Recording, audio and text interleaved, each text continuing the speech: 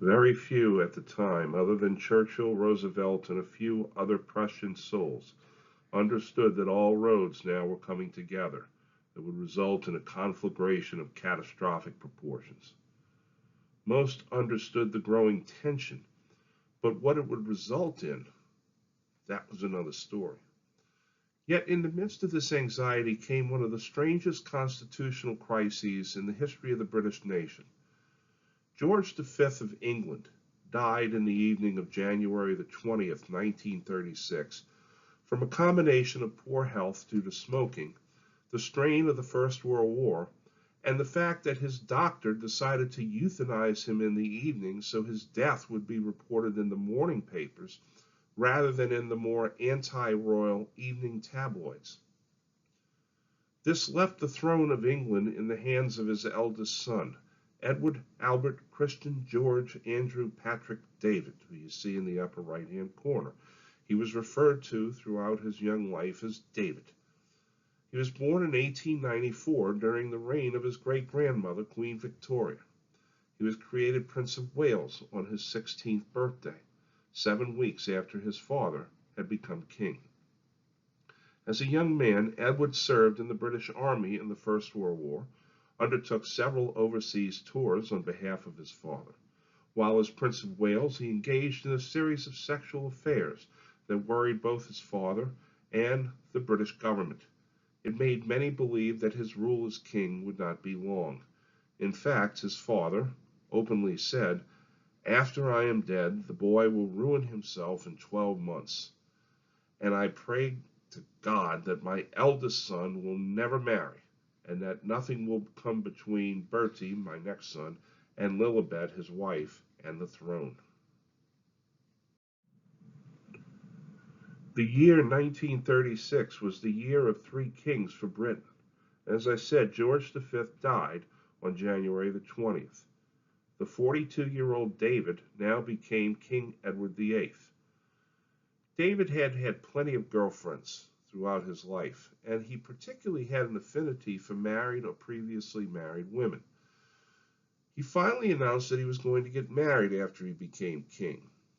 The person that he chose was Wallis Warfield Simpson, a woman who had divorced one man and was seeking a second divorce from another man, both of whom were still living.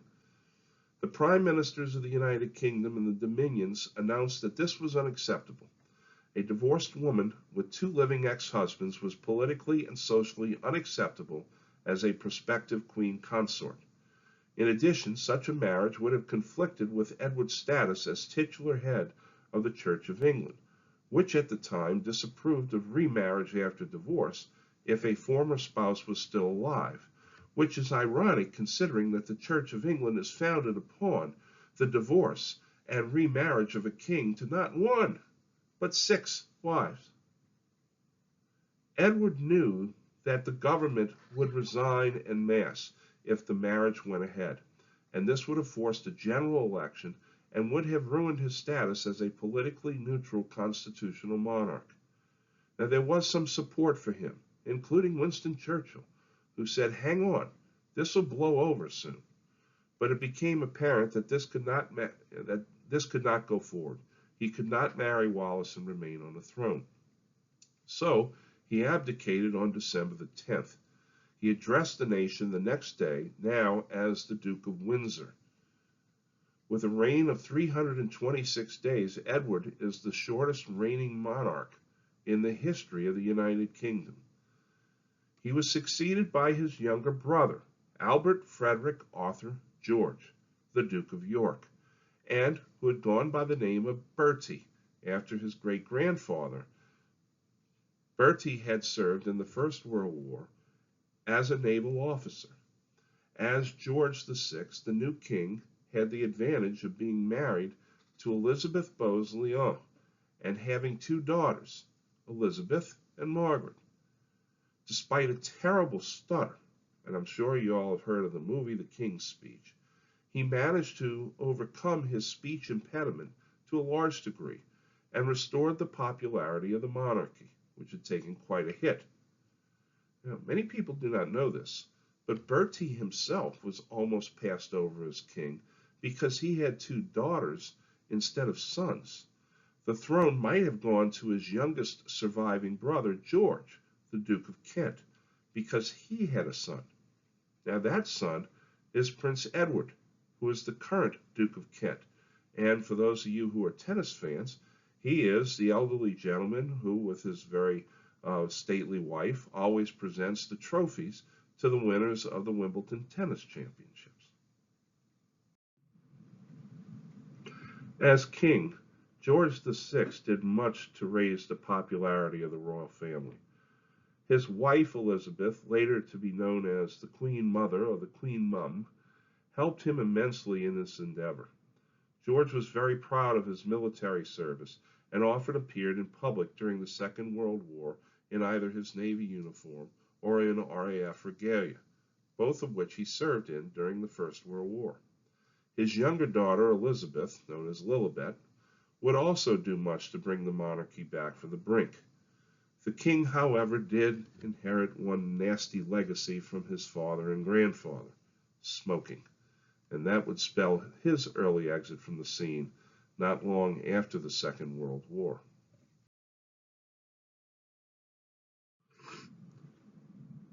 By 1939, though, few cared about royal marriages and intrigue because Europe exploded later that year. From the time of Frederick the Great, back in the 1700s, military planners had long advocated a type of warfare that sought to annihilate the enemy in one blow or force his quick surrender. The German application of that strategy was called lightning war, in translation, Blitzkrieg. Using a combination of tanks, artillery, and aerial bombardment, the German armies would punch holes in the enemy front lines and then envelop them from the rear. And the first victim of the Blitzkrieg was Poland.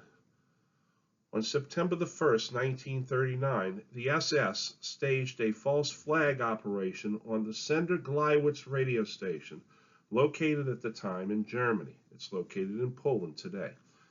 They claimed that the Poles had attacked them. The Wehrmacht, the German war machine, then, on the previously arranged signal, invaded. The invasion became a rout, as valiant Polish soldiers, who still attacked in horsed cavalry formations, were cut down by the tanks and planes of the Nazis. On September the 17th, the Soviets then invaded Poland from the east, making any plans the Poles had for trying to hold on until Britain and France could aid them finished. The Germans and the Soviets liquidated Poland, which had just gotten its sovereignty restored back in 1919. It had lasted only 20 years. Then the two armies proceeded to smile menacingly at each other across the boundaries of their respective spheres. On September the 3rd, 1939, 2 full days after the invasion, Britain and France declared war on Germany, but not on the Soviets. But both were unable to help Poland. Even at this time, the combined weight of both Allied powers would have been enough to defeat Germany had they invaded. 4 years later, at the Nuremberg trials, German military commander Alfred Jodl said that if we did not collapse already in the year 1939, that was due only to the fact that during the Polish campaign, the approximately 110 French and British divisions in the West were held completely inactive against the 23 German divisions. General Siegfried Westphal stated that if the French had attacked in force back in September 1939, the German army could have held out for 1 or 2 weeks. But the high commands of both armies were caught in the classic trap of fighting the previous war.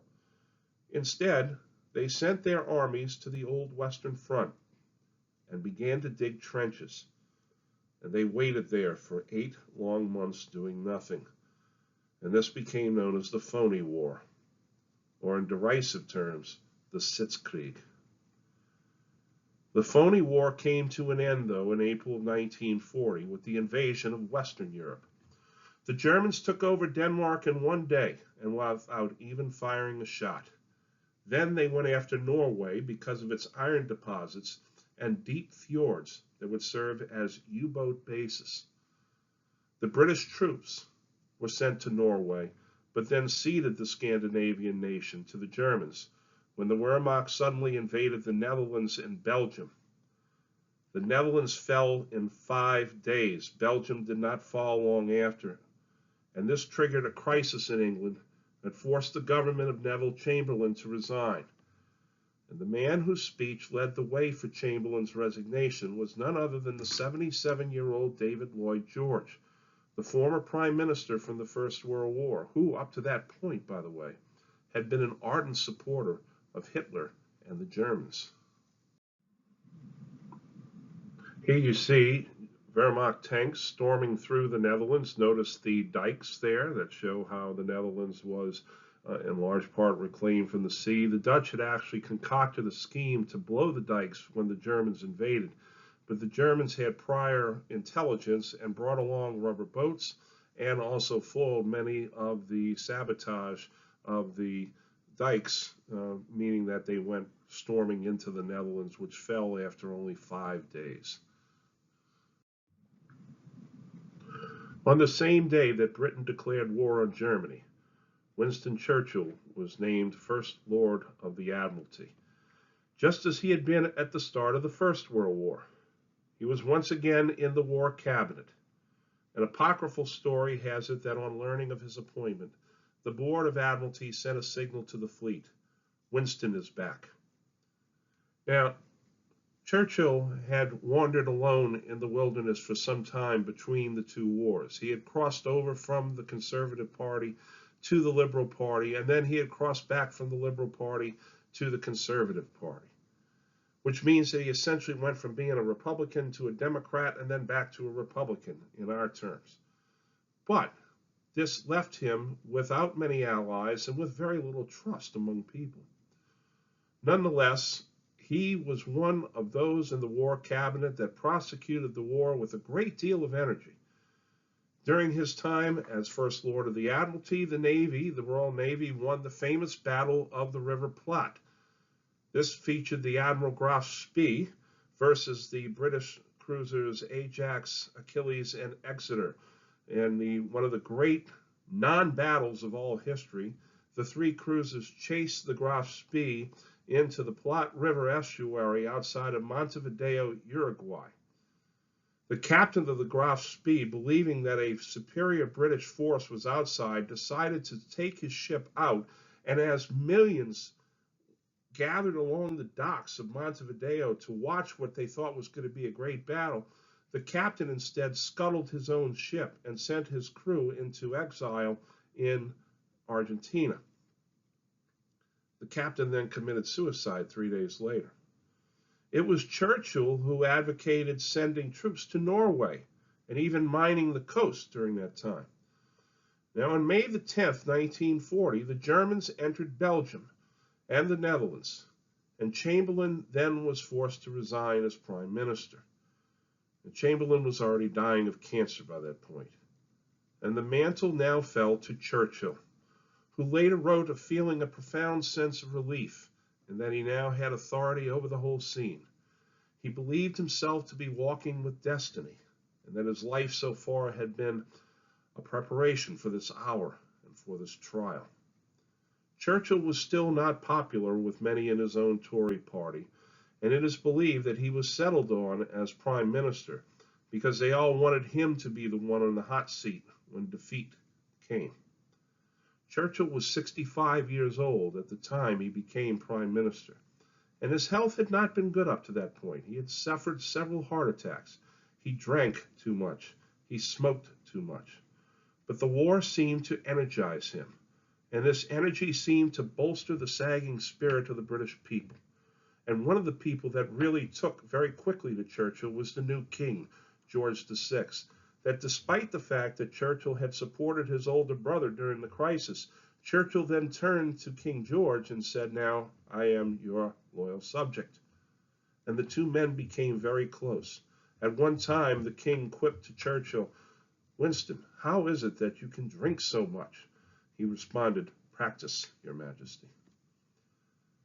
His very first speech as prime minister said this: "We are in the preliminary stage of one of the greatest battles in history. that we are in action at many points, in Norway and in Holland, that we have to be prepared in the Mediterranean, that the air battle is continuous, and that many preparations have to be made here at home. I would say to the House, as I said to those who have joined this government, I have nothing to offer but blood, toil, tears, and sweat. We have before us an ordeal of the most grievous kind. We have before us many, many long months of struggle and of suffering. You ask what is our policy?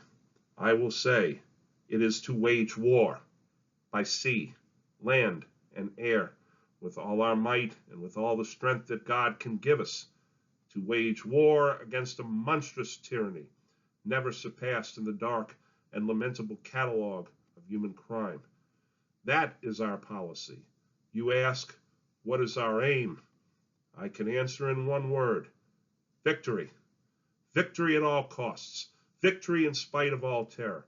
Victory however long and hard the road may be, for without victory there is no survival. Who could not have listened to those words? And I spoke them in a nice, clear, New Orleans style of accent. Churchill, with his lisp, would have sounded like this: victory, victory at all costs, victory in spite of all terror, victory, however long and hard the road may be. Without victory, there is no survivor. The British people were energized by this. They soon adopted the V sign that Winston gave throughout the war: victory. On the lower right, you see Churchill testing a British Sten gun. To the right of the photograph is a man in a pinstriped suit. His name is Walter Henry Thompson. He was the detective inspector who was Winston Churchill's personal bodyguard for 18 years. In the upper left-hand corner, you see Churchill posing with the United States ambassador to Great Britain, Joseph Patrick Kennedy, the father of a future American president. Ambassador Kennedy had basically bought his position as ambassador because of his, shall we say, ill-gotten wealth through bootlegging, and was very much a man that was in over his head as ambassador to the court of St. James. He had given a great deal of respect to the Nazi regime and believed that Britain was decadent and was going to fall before the Nazis. Whatever those in the British cabinet and those in the parliament thought of Winston Churchill, the British public rallied behind this prime minister, and the newspaper cartoons showed just how much they got behind their bulldog, rolling up their sleeves, going to it, going to work. It was Churchill's way of speaking with his very pronounced lisp that actually endeared him even more to the British people. At the end of May, the British now found themselves in headlong retreat to their one remaining channel port, Dunkirk, as the Germans had invaded France. The Wehrmacht penetrated the Ardennes forest, a narrow, defile-ridden area of Belgium that even Julius Caesar wanted nothing to do with. Once again, using blitzkrieg, they broke through at the town of Sedan, just as they had done 70 years earlier against Napoleon III. The entire British army and some French, Belgian, and Dutch units were now cut off from the main forces and trapped against the sea. All in all, about 350,000 men. This led to the amazing evacuation from Dunkirk, codenamed Operation Dynamo. It used every boat and craft at their disposal, small fishing boats, larger craft. The King's Own yacht was brought down from Scotland as well. Churchill managed to evacuate the army back to England. At first, he thought about sailing it around back behind the German lines to bolster the French. But the one major problem here is that the British had to abandon all their heavy weapons. And so they went back to England. Nonetheless, Britain was still breathing and defiant. Churchill addressed the situation by reminding the people that wars are not won by evacuations. But then he defiantly stated that we shall go on to the end. We shall fight in France, we shall fight on the seas and oceans, we shall fight with growing confidence and growing strength in the air. We shall defend our island, whatever the cost may be. We shall fight on the beaches, we shall fight on the landing grounds, we shall fight on the fields and in the streets. We shall fight in the hills, we shall never surrender. And even if, which I do not for a moment believe, this island or a large part of it were subjugated and starving, then our empire beyond the seas, armed and guarded by the British fleet, would carry on the struggle until, in God's good time, the New World, with all its power and might, steps forth to rescue and the liberation of the old. And after which he turned to a colleague and said quietly, and we'll hit him over the head with beer bottles because that's all we have left. Notice what he's saying there. He's calling on the United States to get into the war. Now, the Germans had failed at driving the British into the sea, but they had driven the British across the sea. They now turned their full wrath on the collapsing Third Republic of France. Despite being numerically superior, the French were invaded and outmaneuvered. The Maginot Line had done nothing but trap a French army of 400,000 men against it, and poor, elderly generals had no idea how to respond. The French sacked their 68-year-old commander, Maurice Gamelin. He was the architect of the First Battle of the Marne in World War I. He was replaced with a 73-year-old general, Maxime Weygand, whom they had to fly in from Syria. When he arrived and took stock of the situation, he declared that he had arrived 2 weeks too late and he should never have gotten off the Blanken Plain. He soon declared France defeated. Italy then entered the war on June the 10th, but basically got held off by the French Alpine forces. Nonetheless, Paris fell on June 22, 1940. On June the 25th, 1940, in the Compiègne Forest, in the exact same railway car as the surrender of Germany had been signed in the First World War, the French endured a day of shame and national humiliation. This eventually led to the establishment of Vichy France and the end of the French Third Republic. The leader was now a senile 84-year-old hero of Verdun, Marshal-Henri Pétain, as the new prime minister, and Pierre Laval as the foreign minister and the real power in France.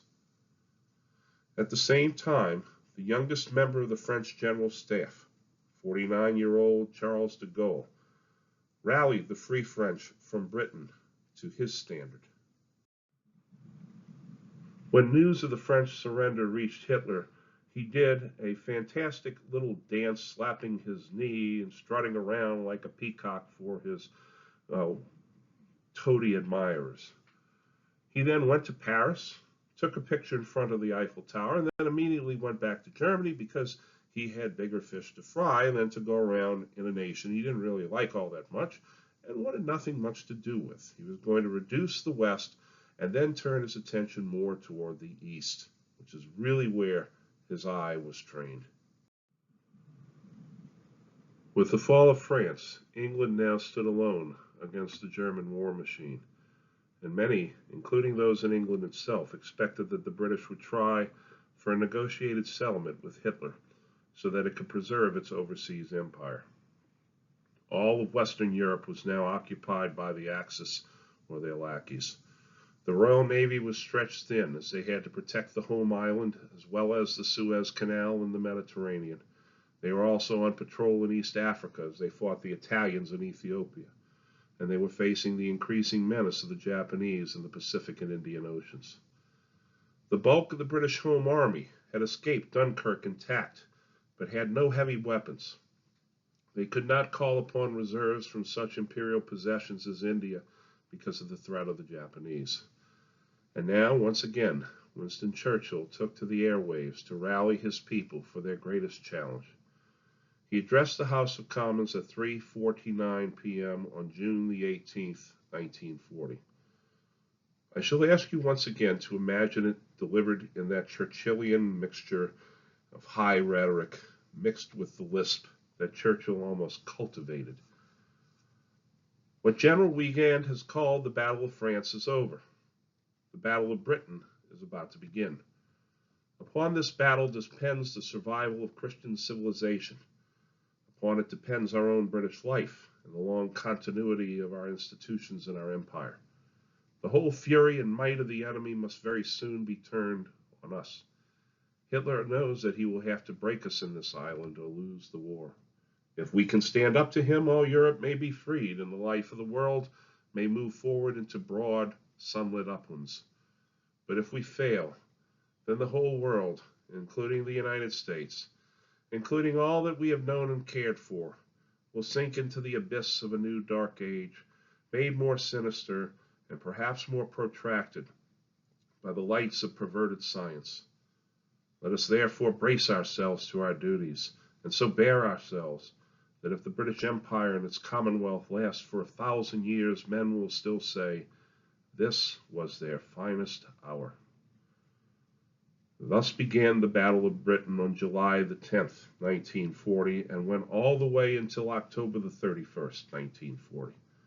It featured the German Luftwaffe versus the Royal Air Force, in which the Germans outnumbered the Royal Air Force by a ratio of 3-2.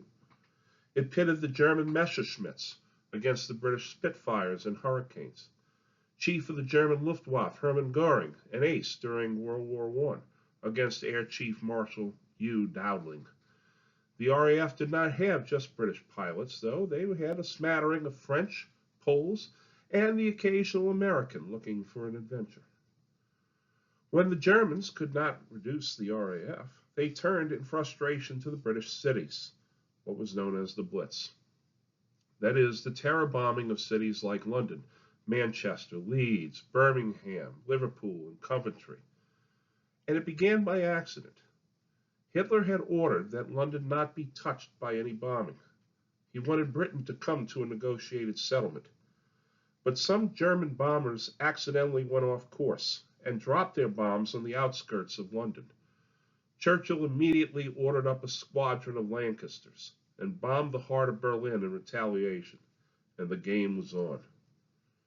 Some of the industrial and lower-class districts of British cities went up in flames. Even Buckingham Palace was hit by several bombs during the Blitz. But the British had the advantage. They had captured Ultra, which gave them the ability to know when and where the attacks would come, although they did decide to sacrifice the city of Coventry, because to defend it would have let on that the British had the codes, and the Germans would have changed it.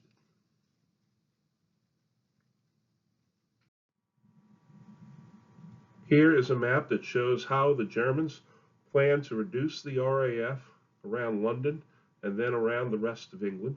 And once you knock the RAF out of the skies, then the Germans would be able to invade across from the ports of Boulogne and Calais. This is one of the great photos of the war. A German Luftwaffe Heinkel HE-111 bomber flying over Wapping and the Isle of Dogs in the east end of London at the start of the Luftwaffe's evening raids on September the 7th, 1940. The great Cathedral of Coventry was one of the casualties of the bombing of that very old historic city. Churchill wasted no time in going up there to assess the damage. He was very, very much Johnny on the spot when it came to circulating among the people and offering comfort and examining the damages, letting the British people know that he was there with them throughout.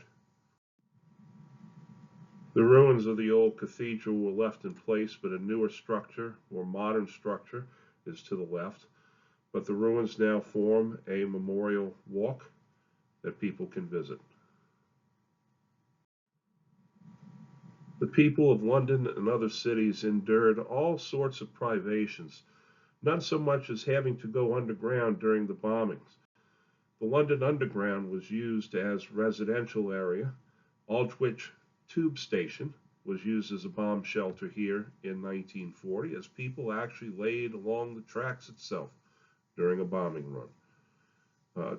These situations were dark, sweltering at times, uncomfortable, and yet the British made the best of it. They kept that quintessential British stiff upper lip that many people make fun of, but during that time really brought them through the worst of times. They had music concerts down there, incessant games were going on, all sorts of gambling, but very little crime or vice during this period. Just another day at the office in England. Here you see office workers making their way to work through the debris after a heavy air raid. There were numerous foreigners in London during this time, including foreign war correspondents. One was an American by the name of Edward R. Murrow, who was a radio broadcaster for CBS. Murrow would bring the sounds of the London raids back home to the United States every evening with his broadcast. This is Edward R. Murrow from London. And then you would hear the bombs falling down. And it brought the war home to the United States of America. It was Murrow's broadcasts, as well as pictures like this of English children who were both orphaned and rendered homeless by the bombings, that really began to garner support for the Britons during this war back home in the United States. The King and Queen were, next to Churchill, the absolute standards for forbearance and determination during the war. They refused to leave London when they could have easily retreated to Balmoral or even to Canada for their safety, and the safety of their daughters and heirs to the throne. Instead, they always appeared wherever the bombing was heaviest, offering simple comfort. The king took great pride in receiving a ration card like every other person in Britain, and having his family share in the privations of his subjects. Even the princesses got into the war spirit. When Elizabeth turned 18 in 1945, the war was still raging. At her own insistence, according to the Royal Collection Trust, she joined the Auxiliary Territorial Service as a subaltern and trained as a truck mechanic and driver. By the end of the war, later that year, Elizabeth had reached the rank of junior commander. To this day, she is the only female member of the royal family to have served in the military. Oh, we few, we happy few, we band of brothers, for he who sheds his blood with me today is indeed my brother. Thus spoke Shakespeare in Henry V. This is the first reference of the few. Churchill would then use this to refer to the airmen of the Royal Air Force and the aviators of the Fleet Arm, Royal Navy, who fought the Battle of Britain in the Second World War. When the Battle of Britain was over, and it was clear that the British had won the day, Churchill, in one of his great speeches again, said, "Never in the field of human conflict was so much owed by so many to so few." And from that point onward, they were known as the few.